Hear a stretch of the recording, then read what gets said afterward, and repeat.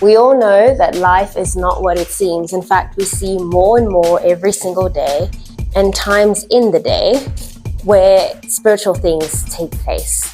So I've got my trusted Bible over here, and we are going to talk about David, who became king, but what happened really in the beginning leading up to his kingship. With that being said, go with me to 1 Samuel chapter 16. And as we read and discuss, I will be starting a painting that needs to be completed.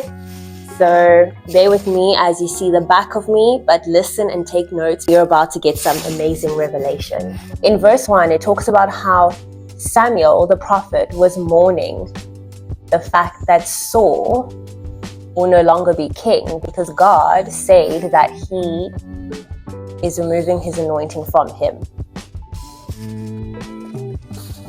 Verse 1 says, "And the Lord said unto Samuel, How long wilt thou mourn for Saul, seeing I have rejected him from reigning over Israel? Fill thine horn with oil, and go. I'll send thee to Jesse the Bethlehemite, for I have provided me a king amongst his sons." And Samuel said, "How can I go? If Saul hear it, he will kill me." And the Lord said, "Take an heifer with thee, and say, I come to sacrifice to the Lord." Pause. So, it's natural, you can see that Samuel respects and fears King Saul and knows that if he hears word that Samuel is actually seeking out someone to be king, he would have him killed. But that's the thing now. God will solve your problem. If you have been told to go and do something and you have fear and you're wondering how is it that you're actually going to be able to do what you need to do, 99.9% of the times, God has already a solution for you. He has already mapped out the way. He said it, so be it. So just take him at his word, okay?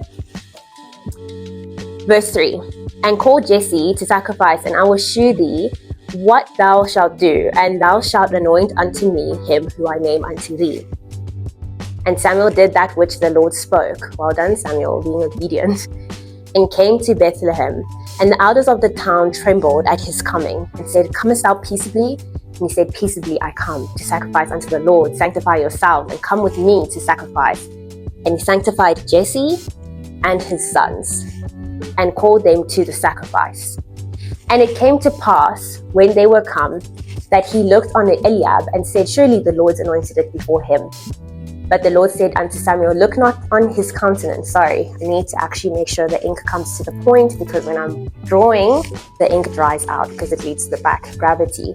"Look not on his countenance or the height of his stature, because I have refused him, for the Lord seeth not as man seeth, for man looketh on the outer appearance, but the Lord looketh on the heart."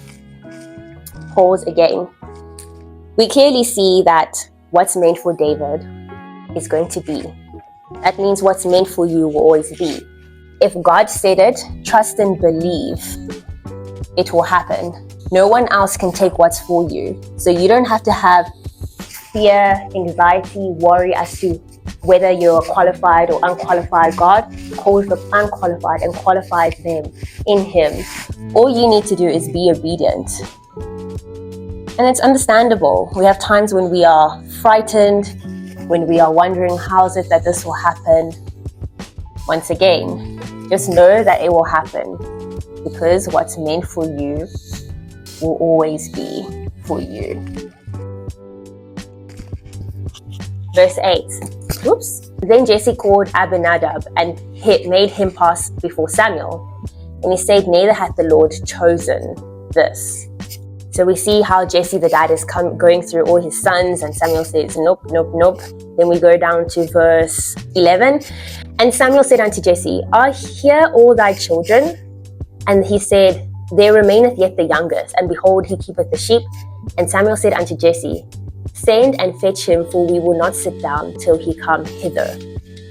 So upon studying and actually going to church, I learned that in those days when someone was doing farm work or, shepherd work, basically they were people who were not considered wise or intelligent or business savvy. They were, in basic terms, considered dumb or stupid.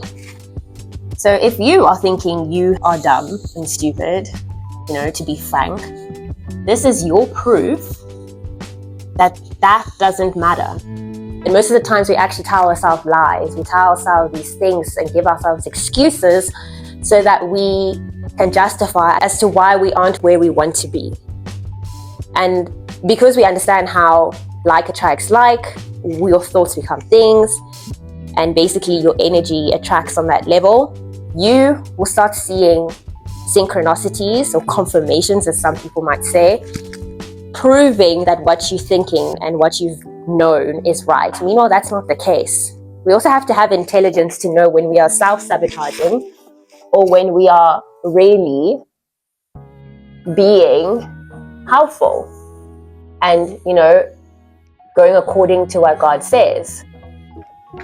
Side note, I am actually looking forward to seeing this piece complete. It's one of the largest I've worked on. But not only that, it's actually something that is so close to my heart. And once it's completed, I'm actually going to do a video inserting clips from this video into that video, sharing with you why it is that I decided to create this triptych of these three beautiful, gorgeous women. Verse 12, and he sent and brought him in. Now he was ruddy and withal of a beautiful countenance and goodly to look at. Basically, David was handsome. And the Lord said, arise and anoint him, for this is he. Then Samuel took the horn of oil and anointed him in the midst of his brethren. And the Spirit of the Lord came upon David from that day forward. So Samuel rose up and went to Ramah. That's powerful. This means that you have so much worth and value inside of you that it honestly makes me feel so upset when I can see people who have so much potential and they are allowing life to bog down their spirit, or people, to bring them down. Why do you think I'm all about this golden age?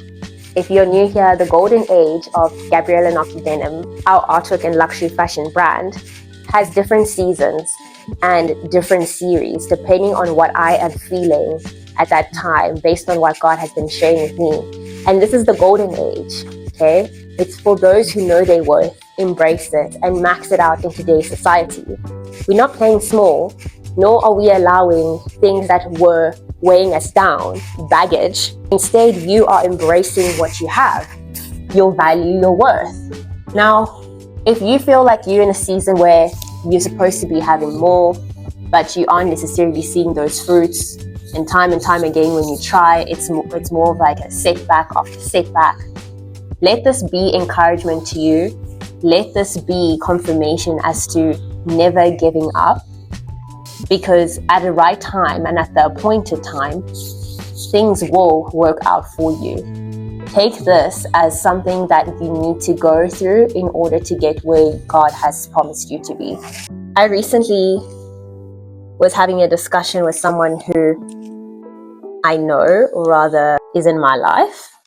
And we were talking about how life has its moments where you may feel like you are down, busted, and disgusted. And I know a lot of people are feeling like that now, especially in a world where we have social media, where we have also, negative news, being bombarded with news that I didn't even ask for. It's like, hello, never subscribed to seeing news of war, etc.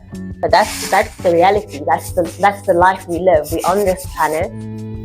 We have people who don't agree with one another, and doesn't mean we have to tolerate being bombarded with such news, especially if you are one who takes your energy and the word that you receive to heart. You need to be mindful. You need to be aware of your environment and what people are saying around you.